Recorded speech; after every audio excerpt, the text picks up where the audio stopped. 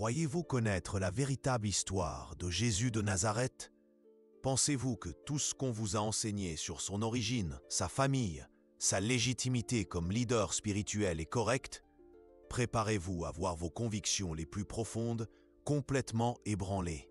Baruch Spinoza, le philosophe considéré si dangereux qu'il fut excommunié non seulement par l'Église catholique, mais aussi par sa propre communauté juive, a mis au jour un secret juridique romain qui allait changer à jamais notre compréhension de qui fut vraiment Jésus. Imaginez un instant que la figure centrale du christianisme, celle autour de laquelle gravite la foi de 2 milliards de personnes dans le monde, n'était pas exactement celle que vous pensiez.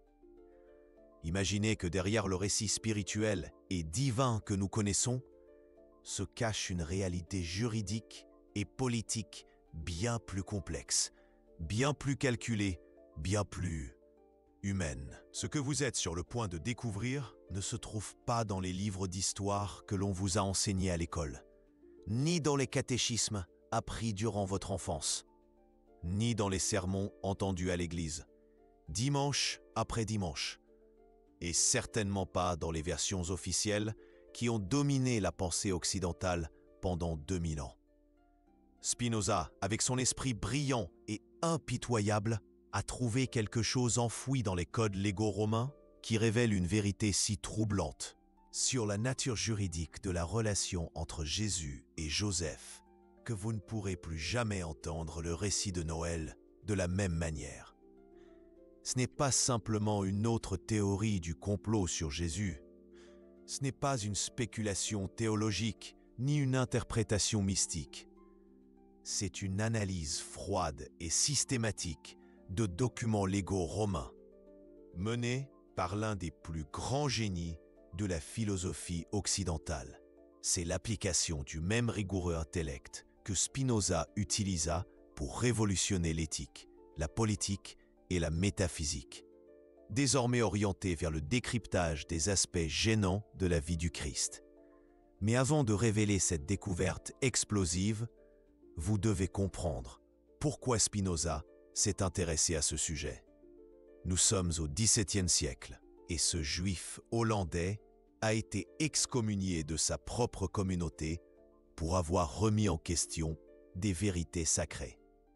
Son esprit brillant ne pouvait accepter des dogmes sans preuve. Et lorsqu'il appliqua sa rigueur philosophique au texte biblique, il trouva bien plus qu'il ne l'espérait. Jésus n'était pas le fils biologique de Joseph. Cela, tout le monde le sait grâce aux récits chrétiens traditionnels. Mais ce que personne ne vous a raconté, c'est que, selon les lois romaines de l'époque, Jésus fut formellement adopté par Joseph via un processus légal spécifique ayant des implications révolutionnaires pour toute la structure du christianisme primitif. Vous êtes-vous déjà demandé pourquoi les évangiles insistent pour mentionner à maintes reprises que Jésus est le fils de Joseph? Pas biologiquement, bien sûr, mais légalement. Spinoza découvrit qu'il existait dans le droit romain un institut juridique appelé adoptio, qui n'était pas un simple geste symbolique de paternité. C'était un acte légal formel qui transférait non seulement le nom de famille, mais tous les droits, devoirs et prérogatives légales du père adoptif au fils adoptif. Cela signifie que Jésus, aux yeux de la loi romaine, était aussi le fils de Joseph que ne le serait un enfant biologique. Mais voici le détail que Spinoza considérait comme explosif. Joseph n'était pas un simple artisan. Les généalogies dans les évangiles révèlent quelque chose qui a été délibérément occulté au cours des siècles.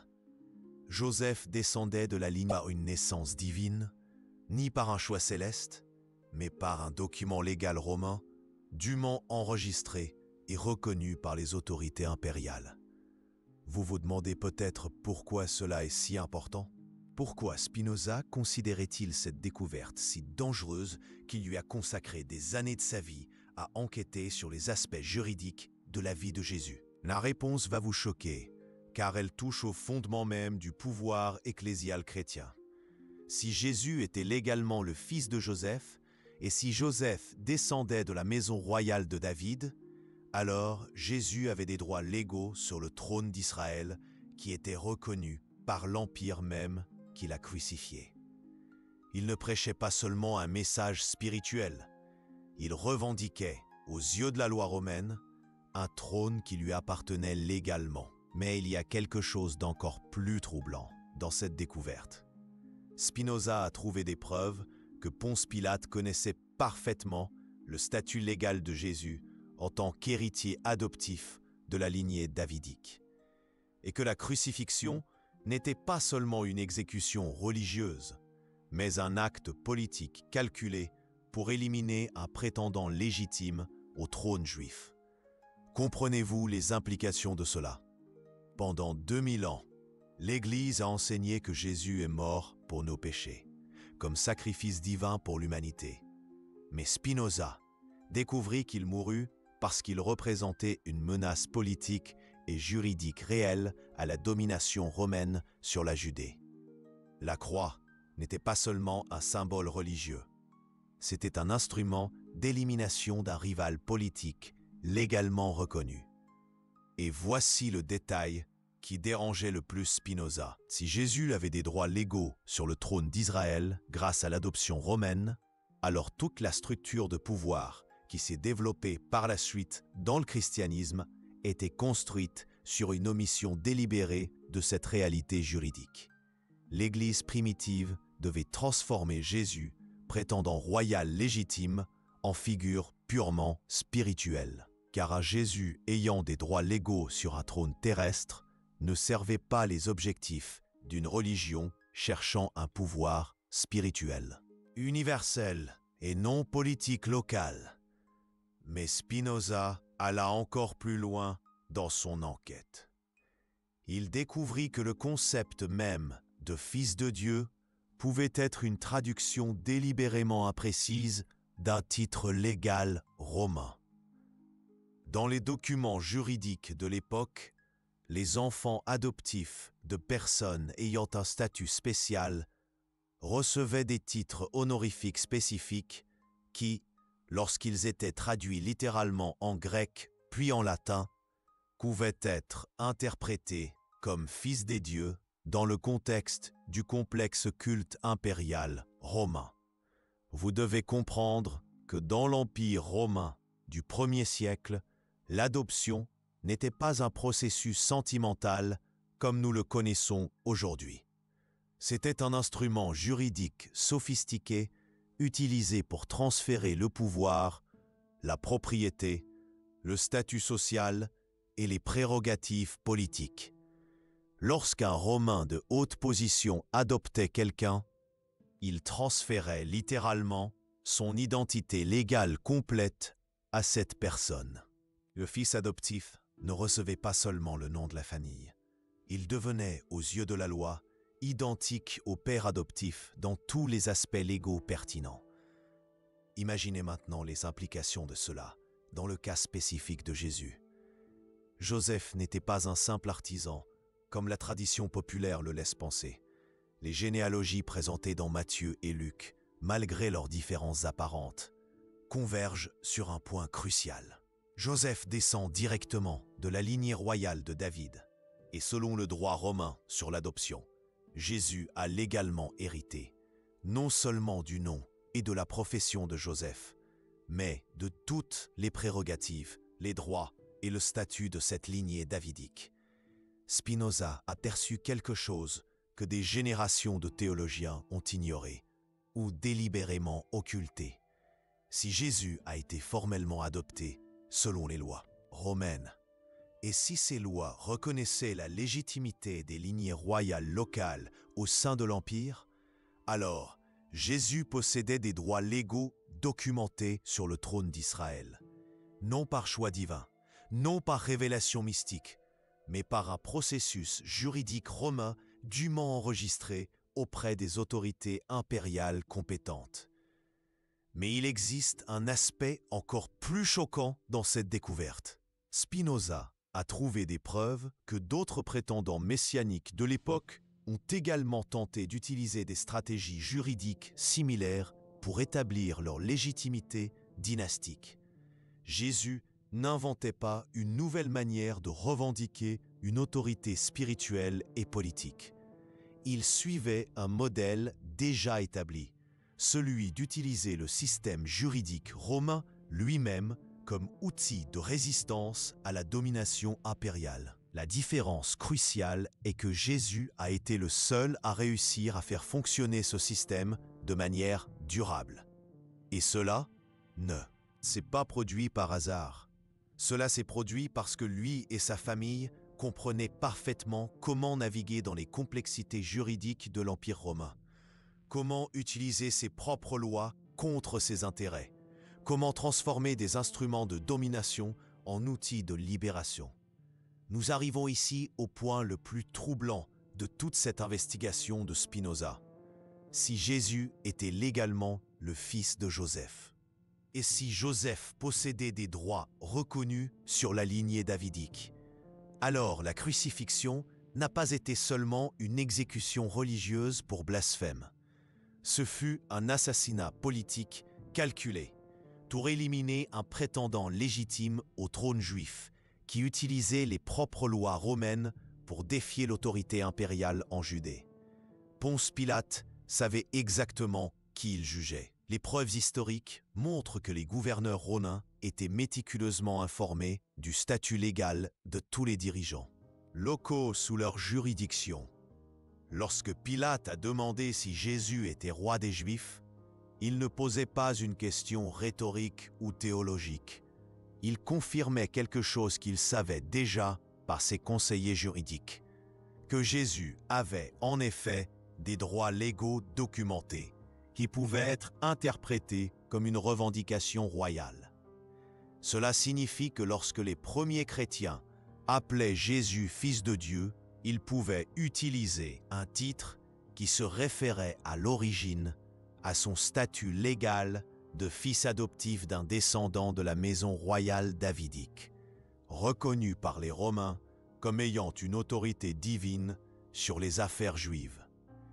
Commencez-vous à voir comment cette découverte de Spinoza démantèle systématiquement la vérité. Nous ne parlons pas de théorie du complot ou de spéculations infondées. Nous parlons de documents juridiques romains que Spinoza a analysés avec la même rigueur qu'il appliquait à la géométrie et à l'éthique. Mais il existe un aspect de cette découverte que Spinoza considérait encore plus révolutionnaire.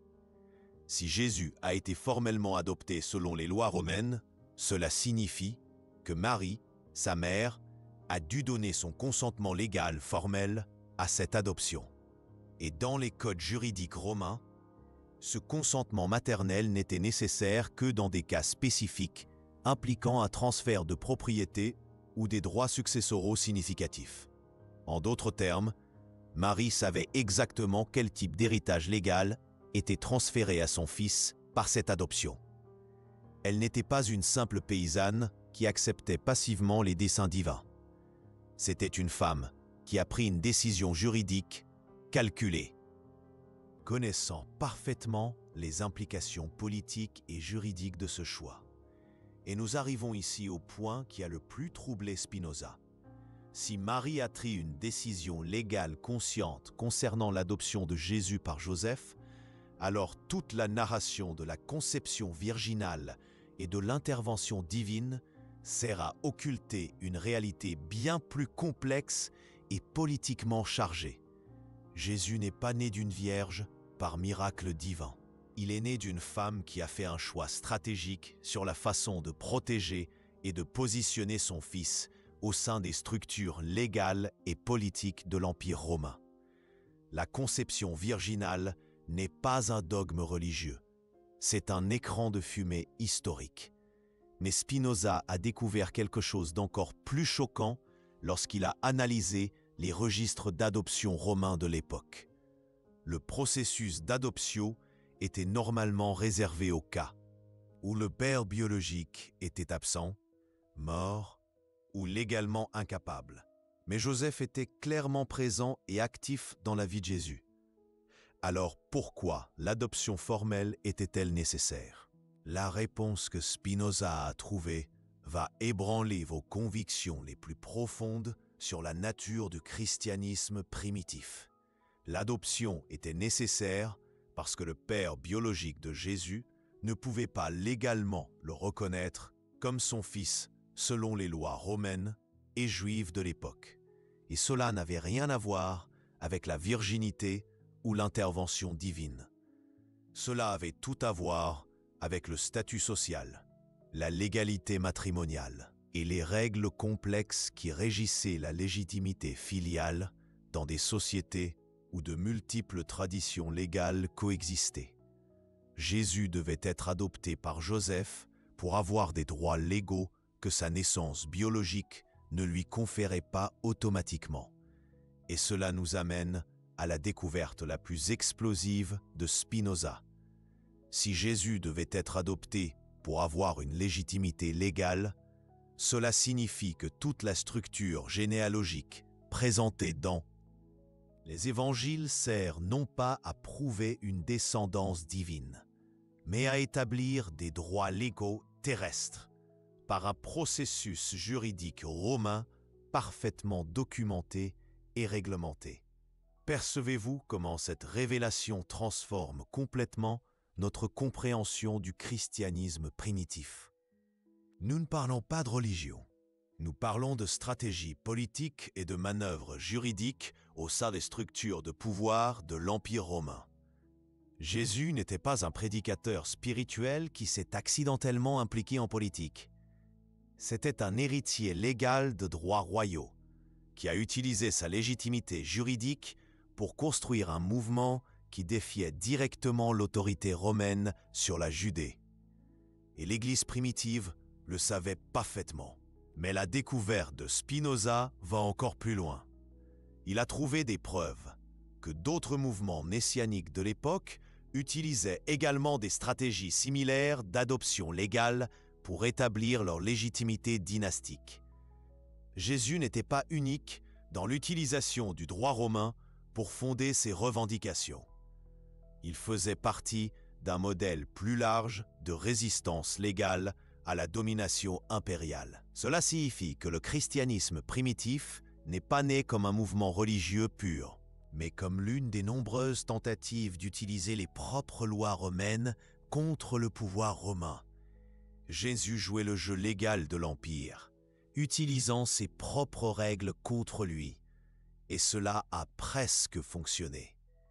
Ce qui dérangeait le plus Spinoza dans cette découverte, c'était de constater comment l'Église ultérieure a délibérément occulté ses aspects juridiques et politiques pour créer un récit purement spirituel, mieux adapté aux intérêts d'une religion impériale, transformer Jésus de prétendant légal en sauveur spirituel fut un coup politique brillant qui permit au christianisme de survivre et de prospérer au sein même de l'Empire qui avait crucifié son fondateur.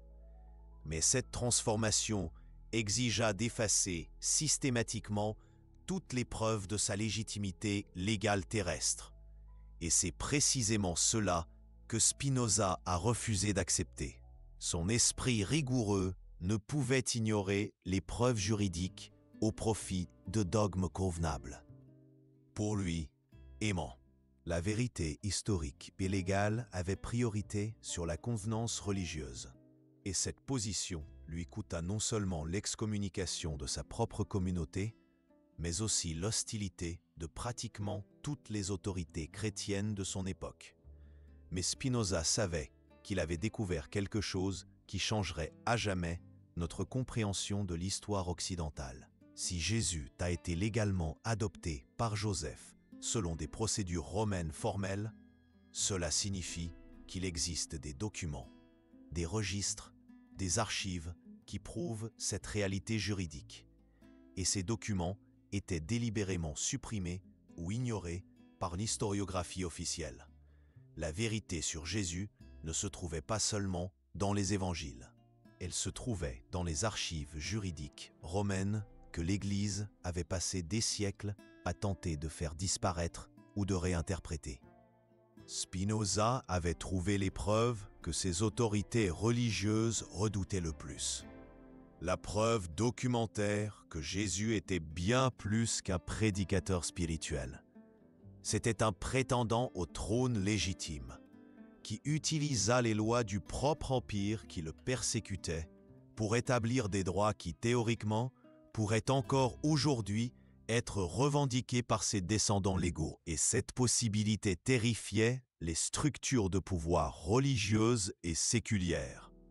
Car si Jésus avait des droits légaux réels, transmis par adoption romaine formelle, ces droits ne sont pas morts avec lui sur la croix. Ils ont été hérités. Et s'ils ont été hérités, alors quelque part dans le monde, il existe des personnes qui peuvent, théoriquement, revendiquer une légitimité légale sur des prérogatives remontant directement à Jésus-Christ lui-même. Ce n'est pas seulement une découverte historique fascinante, c'est une bombe à retardement juridique qui pourrait dépiter, si elle était poussée à ses dernières conséquences, remettre en question les fondements juridiques qui soutiennent les structures de pouvoir depuis 2 millénaires. Et cela explique pourquoi les découvertes de Spinoza ont été si systématiquement supprimées, attaquées et déformées. Il ne remettait pas seulement en question des dogmes religieux ou ne proposait pas d'interprétation alternative des Écritures. Il remettait en question la base juridique même de l'autorité occidentale sur des questions fondamentales impliquant la légitimité politique, la succession dynastique et les droits héréditaires qui forment encore aujourd'hui l'épine dorsale du pouvoir institutionnel. Réfléchissez aux implications pratiques de cela un instant. Si les découvertes de Spinoza sont correctes, cela signifie que pendant 2 millénaires, l'humanité a été systématiquement trompée sur la nature réelle du christianisme primitif. Ce n'était pas un mouvement purement spirituel, qui sait. C'était un mouvement politique sophistiqué qui a utilisé des récits spirituels pour masquer ses véritables intentions et stratégies. Jésus n'était pas un prédicateur itinérant qui parlait en paraboles parce qu'il avait un message simple pour des gens simples. C'était un stratège politique qui utilisait un langage codé parce qu'il opérait au sein d'un système juridique hostile qui criminalisait toute contestation directe de l'autorité impériale. Ces paraboles n'étaient pas des leçons morales universelles. C'étaient des instructions politiques cryptées pour un mouvement de résistance qui savait exactement comment utiliser les lois romaines contre le propre empire romain. Et voici la partie qui dérangeait le plus Spinoza.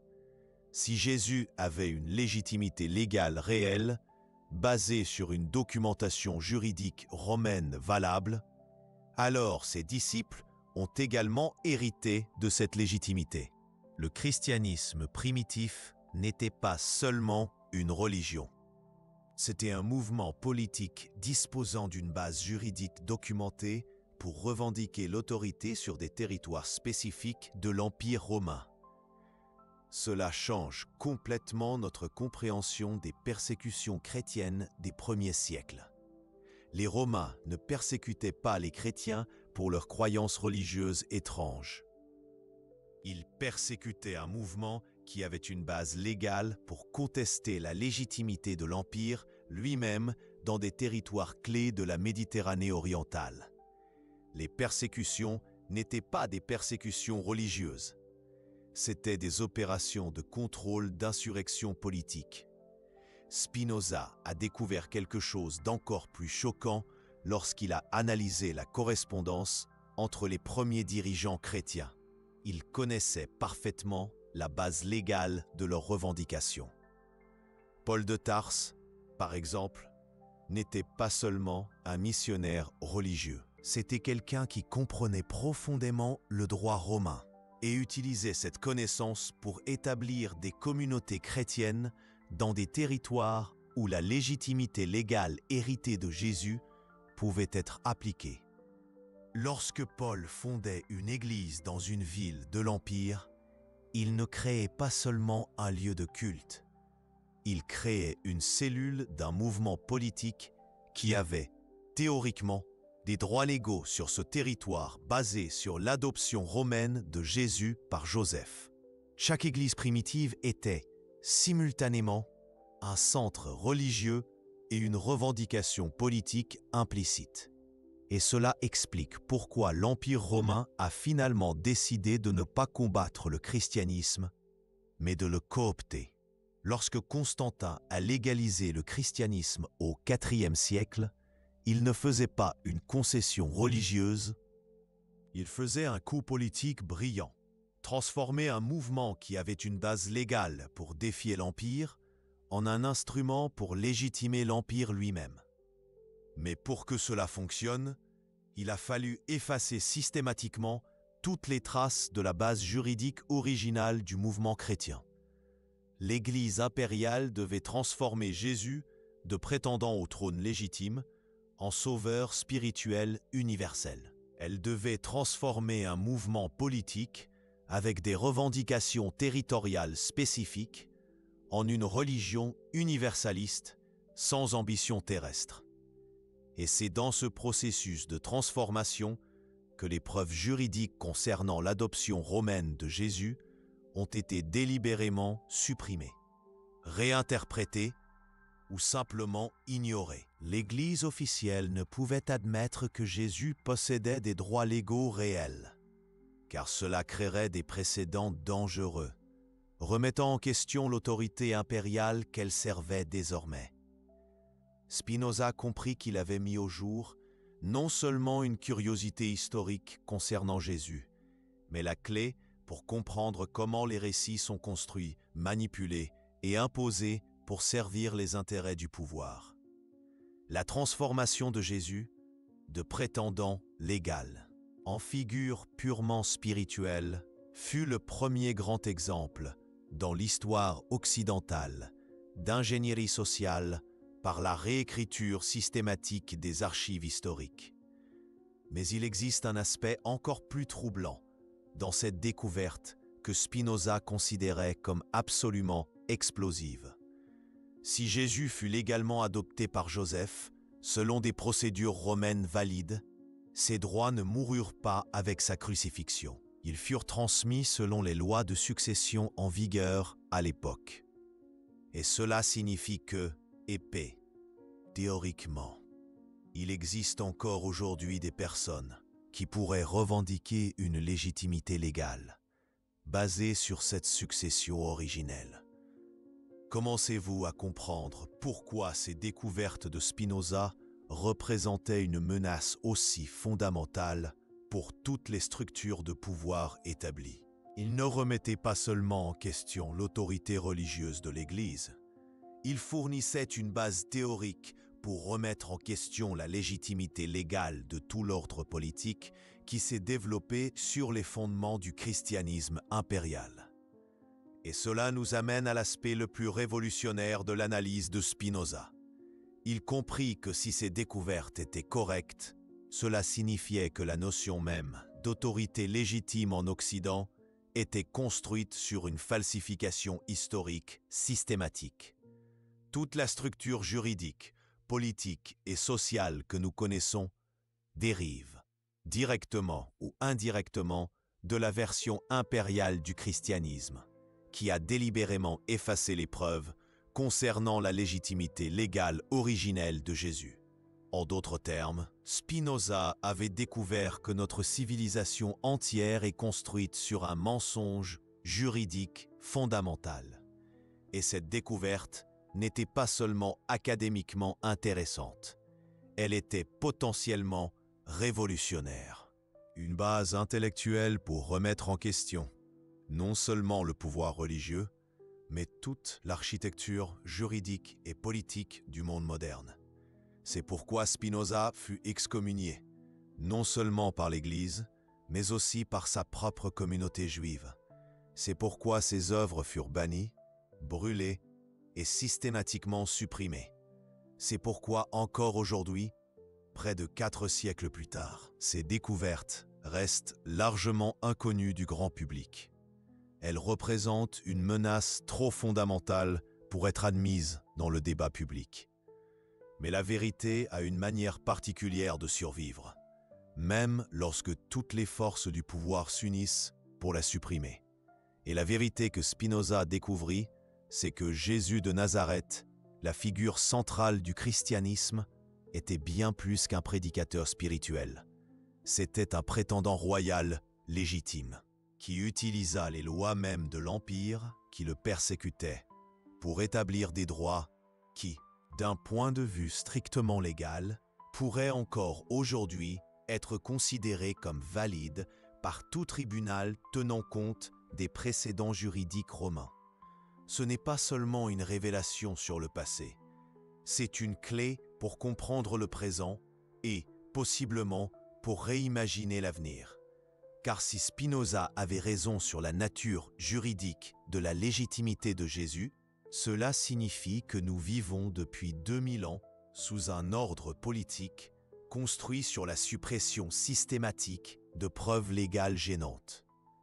Et la question que Spinoza nous laisse, la question qui résonne encore aujourd'hui avec une urgence troublante, est celle-ci. Si nous découvrons que les fondements légaux de notre civilisation sont basés sur une falsification historique délibérée, que faisons-nous de cette connaissance? Comment procédons-nous lorsque nous découvrons que la notion même d'autorité légitime peut être construite sur un mensonge juridique fondamental? C'est le véritable héritage explosif des découvertes de Spinoza.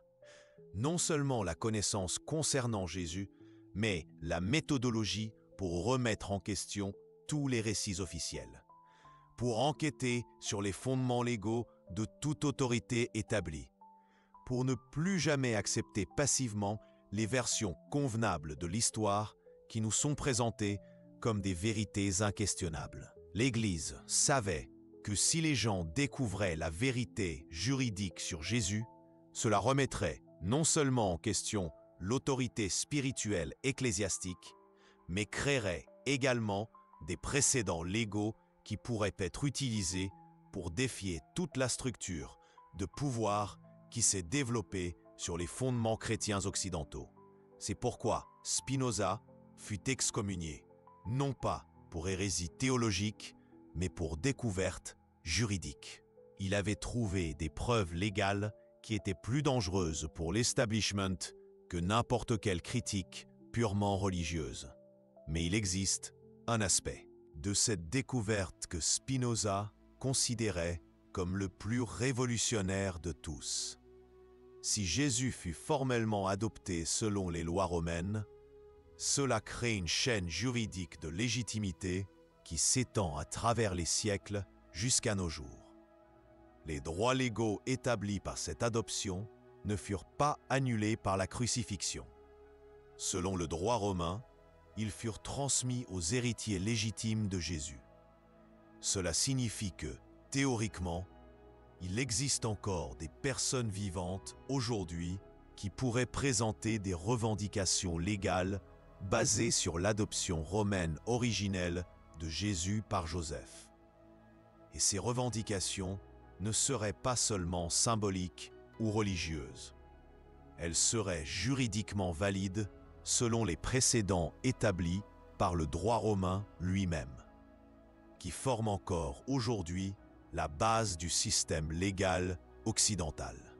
Imaginez l'impact si quelqu'un apparaissait avec une documentation généalogique valide prouvant une descendance directe de Jésus et décidait de revendiquer des droits légaux basés sur l'adoption romaine originelle.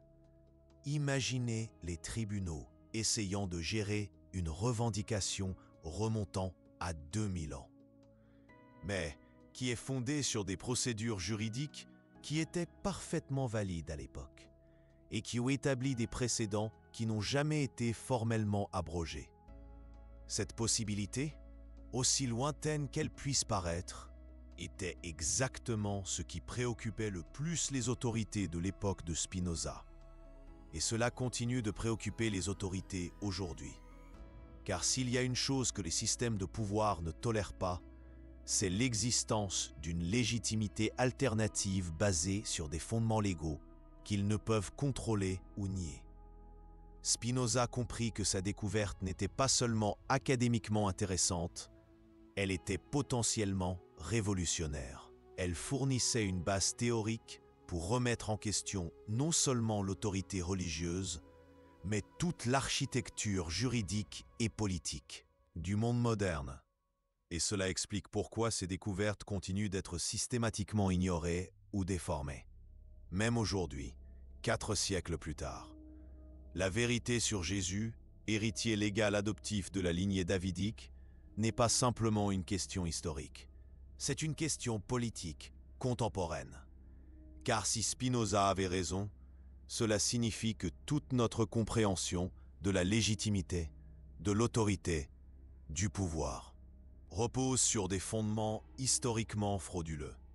Et cette découverte a des implications qui vont bien au-delà du christianisme. Si les fondements juridiques d'une religion qui a façonné la civilisation occidentale pendant 2 millénaires reposent sur une falsification systématique, qu'est-ce que cela nous dit sur les autres récits officiels que nous acceptons sans les remettre en question? Qu'est-ce que cela nous dit sur la nature même de la vérité historique? Spinoza nous a enseigné que nous devons appliquer le même rigueur critique qu'il a appliqué aux documents bibliques et au droit romain, à tous les récits qui nous sont présentés comme des vérités établies.